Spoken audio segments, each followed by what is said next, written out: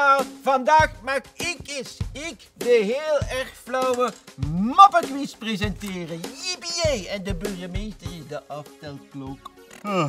Hoera. Ja, alstublieft. Zo, zijn jullie allemaal klaar hiervoor? Ja? Wel, hier komt de mop. Waarom mag een olifant niet fietsen?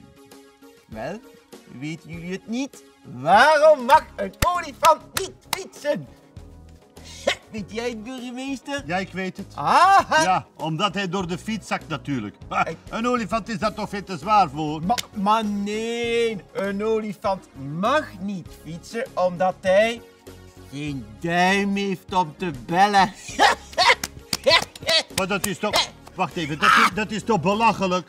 Een olifant kan onmogelijk op een fiets zonder er door te zakken. Ja, maar anders was het geen flauwe mop, hè, burgemeester. Zo moet je het zien, hè. Oh, ik vind hem alleszins heel erg flauw. Ja. Geen duim om te bellen.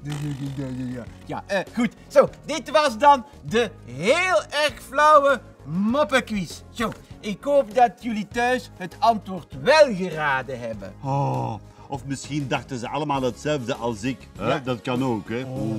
Alleen maar ze. Volgende keer presenteer ik de quiz weer opnieuw. En dan kan er misschien eens echt gelachen worden. Hè?